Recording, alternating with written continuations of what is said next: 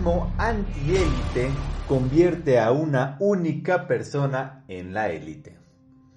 El progreso tecnológico y el comercio internacional inflaman a los mesías nacionalistas. Para hablar de populismo es necesario primero definirlo. La forma más simple, la que logra realmente englobar todos los populistas del planeta, se le reconoce a Moody, quien la define como la polarización entre el pueblo puro y la élite corrupta. Esta superioridad moral implícita del pueblo no da espacio para el pluralismo, las minorías o la diversidad de opinión. Adicionalmente, el aspecto antiélite lleva a la natural supresión de la rendición de cuentas de los gobernantes, pues éstas vendrían siendo tan solo un instrumento más de la oligarquía. Estos rasgos tienen como consecuencia que el populismo de derecha se presente en forma de políticas que relevan de la identidad misma del ciudadano, etnia, religión o el clásico nacionalismo que deriva en xenofobia. Esta definición se ajusta tanto a la derecha como a la izquierda. En su teoría política del populismo, Acemoglu, Erogov y Sonin modelan las raíces políticas de esta ideología que defiende los privilegios del hombre común contra la élite, aun cuando termina hiriendo el interés económico de ese mismo hombre común. Empiezan por la suposición de que las economías presentan grandes niveles de desigualdad e instituciones democráticas débiles, las cuales permiten a los más ricos tener una influencia desproporcional en la política. Suposiciones nada descabelladas, pues todos recordarán algún presidente que usó la retórica redistributiva para luego virarse hacia las élites, el más reciente siendo Lenín Moreno. Por lo que el populismo también es la necesidad de los políticos de señalar que no están capturados por la élite. El modelo supone que el político puede ser honesto o corruptible con cierta probabilidad. En los modelos de economía política se denomina de honestos a quienes aplican las políticas según sus intereses personales, pero permanecen incorruptibles. Parecerá contradictorio, pues los montos de la corrupción siempre pondrán la balanza del interés personal por encima de los demás. El político teorizado de honesto en economía política no es un tipo ético para con el fin de su labor, pero por aversión extrema al riesgo o simplemente una moral regida por las leyes no acepta sobornos. Los límites de la ley definen su ética, algo así como un chileno. Tanto el honesto como el corrupto toman en cuenta la reelección para el cálculo de sus movidas. También toman en cuenta que los votantes no tienen una observación perfecta de las políticas y sus resultados. Por lo tanto, no saben exactamente qué tan desviados de lo óptimo están. Por ese error de observación, el populista podría adoptar políticas más a la izquierda del punto óptimo para señalar que en efecto no están tomados por la élite. En teoría, la élite siempre va a preferir políticas de derecha.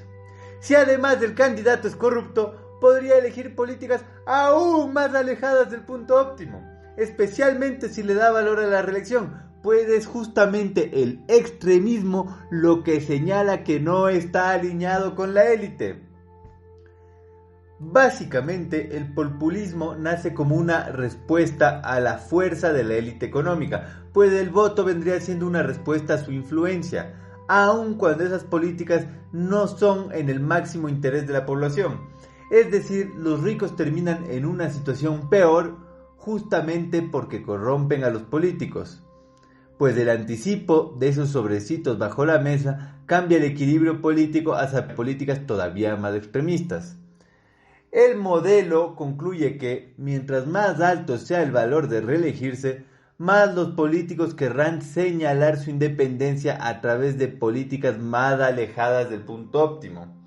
Es decir, se alejan de lo que es mejor para el ciudadano para dejarle claro que trabajan para él. De la misma forma, su merced puede realizar un trabajo de 1 hora en 8 horas para que su jefe note su esfuerzo. Mientras más escondida esté la corrupción o más barata sea esta, más probable es que entre un régimen populista. Y claro, evidentemente, entre más políticos corruptos existan, mayor es la probabilidad de populismo. Lo mismo con la desigualdad, que se traduce en polarización. Sorprendentemente, la posibilidad de extender el mandato, como tantos presidentes lo han hecho a través de las constituciones, puede o no exacerbar el populismo dependiendo de los parámetros. En efecto, si abren esta investigación verán que las ecuaciones arrojan diferentes resultados según los valores relativos entre los parámetros, los cuales pueden ser incalculables, afectando la posibilidad de aplicación práctica. Muy difícil saber qué tanto un político puede pensar en el futuro por sobre el presente o la probabilidad de que sea corrupto.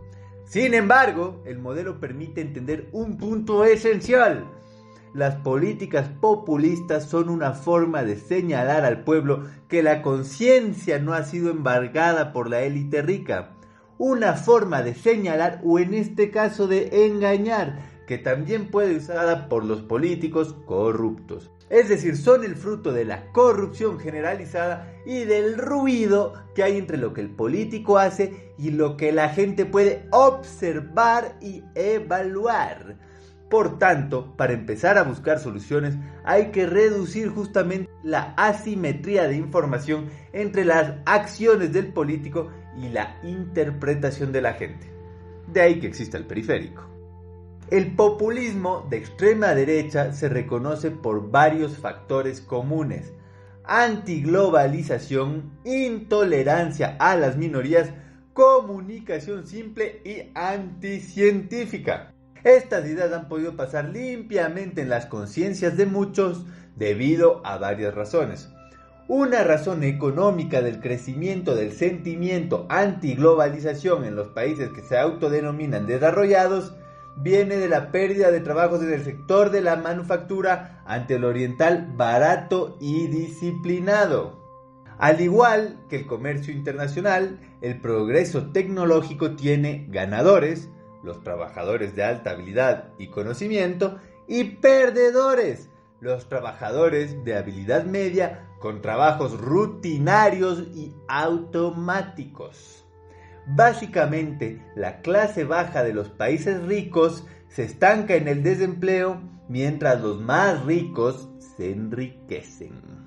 Aún así, el populismo tiene sus especificidades en cada cultura, pues en Brasil podría no ser una réplica exacta del de afuera. Barros y Santos Silva no encuentran asociación alguna entre los choques regionales en el empleo de la recesión 14-18 y los votos por Bolsonaro. Este no resultado esconde una característica mucho más interesante. Bolsonaro ganó o perdió votos según el balance de género en las industrias afectadas por la crisis. Donde hombres perdían el empleo, Bolsonaro ganó votos. Donde lo perdían mujeres, perdió votos. Con sus comentarios misóginos y homófobos, los votos del populista fueron en primera vuelta del 54% del total de hombres y tan solo del 41% de las mujeres. No existe evidencia de un voto diferenciado por género en Brasil hasta esta elección. Es un ejemplo de cómo atributos económicos pueden inflamar atributos culturales. De hecho, el empoderamiento femenino, el apoyo a los menos privilegiados, la protección de las minorías y la globalización cultural ha hecho que las élites dominantes de la sociedad sientan que su propia identidad está siendo atacada. De ahí la lucha contra lo políticamente correcto. Los políticos llevan a los votantes hasta a cambiar la percepción de quiénes son, influyendo en la identidad grupal que quieran adoptar. El populista crea una idea errónea de la relación entre políticas y resultados, que en nuestro continente se tradujo en el nacimiento de individuos que se denominan libertarios, siendo así posible que una persona pobre vote por políticos de extrema derecha que abogan contra la redistribución.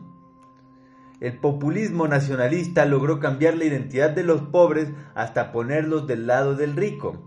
Lo irónico en todo esto es que perdieron su trabajo para los más calificados, pero a quienes atacan son a las minorías históricamente oprimidas. Inmigrantes y mujeres se convierten en el chivo expiatorio. Me recuerda cómo el desprecio de españoles a mestizos bajaba luego de mestizos hacia indios. Nadie sabe para quién trabaja.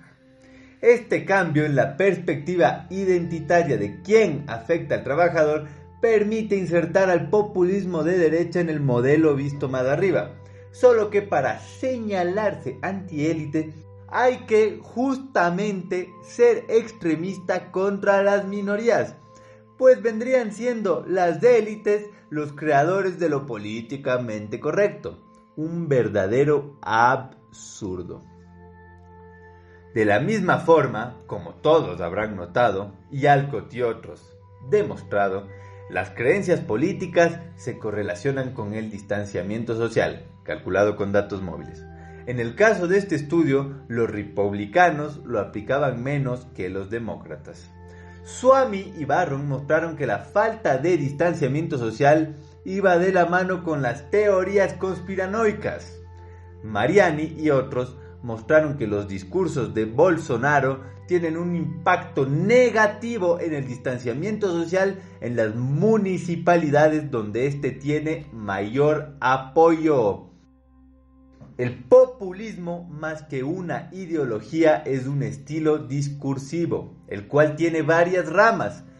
Consiste en transformar el sentimiento antiélite en anti-experto, pues estos últimos no serían objetivos, ya que serían marionetas de la élite para mantener el statu quo. Se traduce en antivacunas y negadores del cambio climático. Por algo no existen partidos ambientalistas que sean populistas. Luego, ya que el pueblo es solo uno, un líder es suficiente para representarlo entero, por lo que hay que minimizar el rol de esas instituciones corruptas que son las asambleas, las agencias independientes o los medios de comunicación.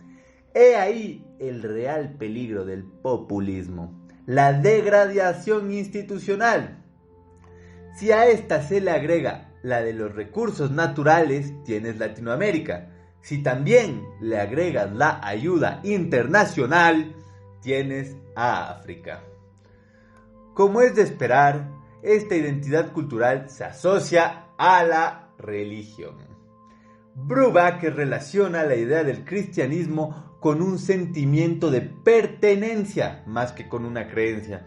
En efecto, existe un paralelo enorme entre la visión del mundo de las religiones monoteístas y la imagen mesiánica del líder populista.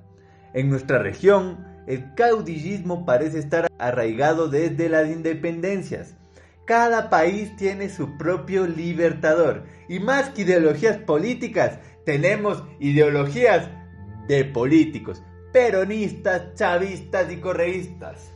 De la misma forma, quienes creen en teorías conspirativas suelen ser extremadamente conservadores y ven el mundo solo en sus extremos, blanco o negro, izquierda o derecha, el cielo o el infierno.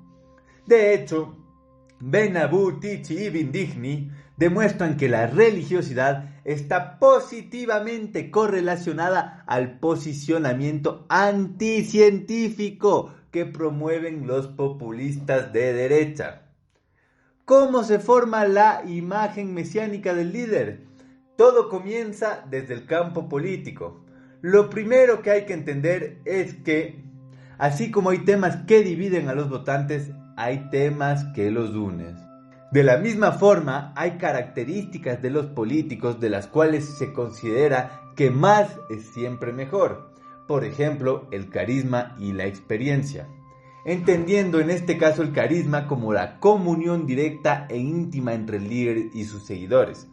El líder que posee este tipo de carisma tenderá a ser más populista y aprovechar de la retórica señalada del honesto pueblo contra la corrupta élite.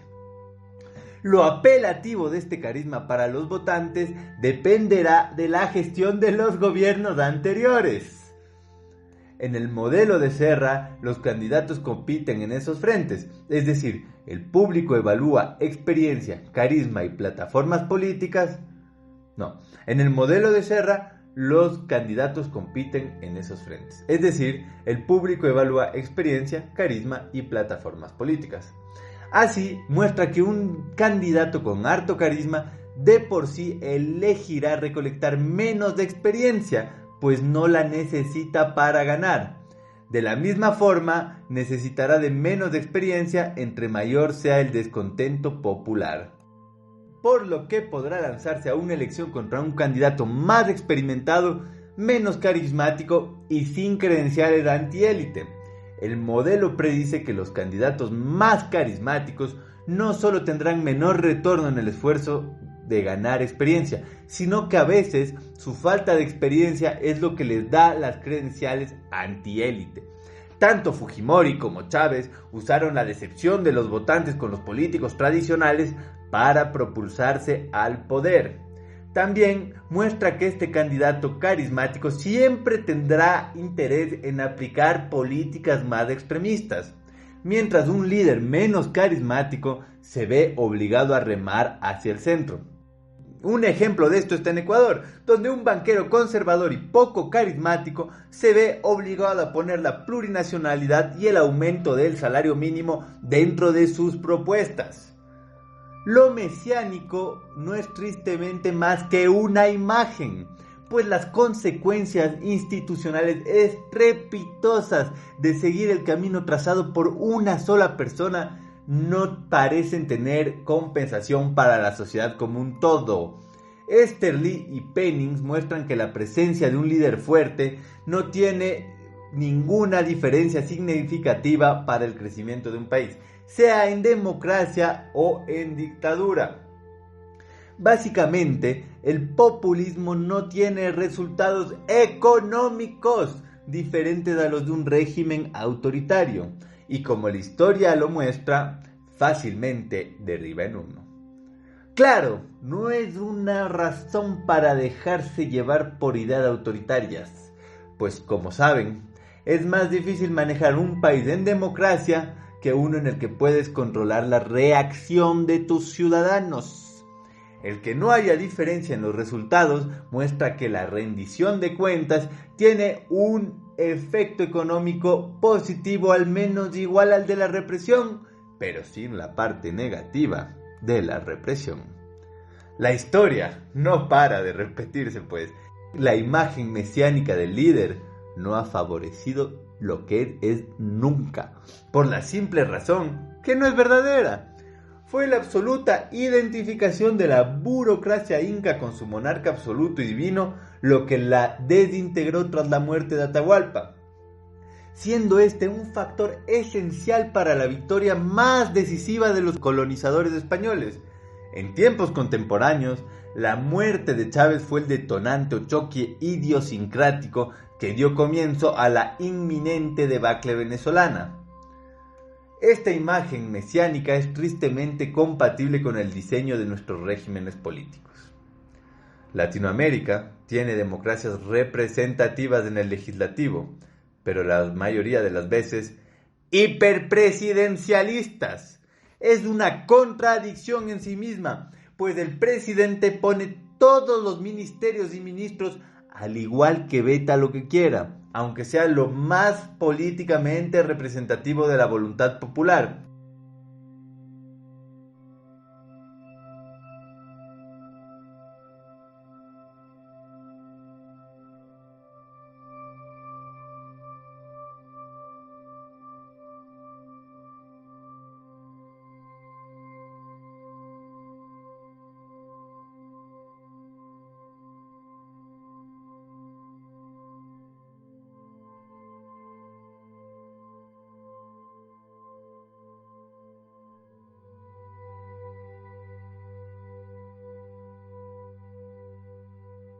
El hiperpresidencialismo significa que el nombre de democracia representativa sea únicamente una cortina de humo. Es una dictadura donde el legislativo bien representado hace leyes, pero un partido único las ejecuta. La asamblea produce escritos, pero es el Mesías quien decide convertirlos en normas que deben ser respetadas. ¿Qué interés tendrá un partido político de oposición en producir leyes si sabe que igual estas serán vetadas? Luego, las formas que este hombre carismático usa para mantener su credibilidad terminan en desbarajuste económico o represión de las minorías. Muchas gracias. No paren de leernos y compartirnos, pues les mostraremos el panorama completo semana a semana, para más adelante, una vez identificadas las raíces de los problemas, presentar las posibles soluciones. Recuerde, solo el pueblo salva al pueblo. No se haga hincha de ningún político. Para eso ya tiene los deportes. Muchas gracias.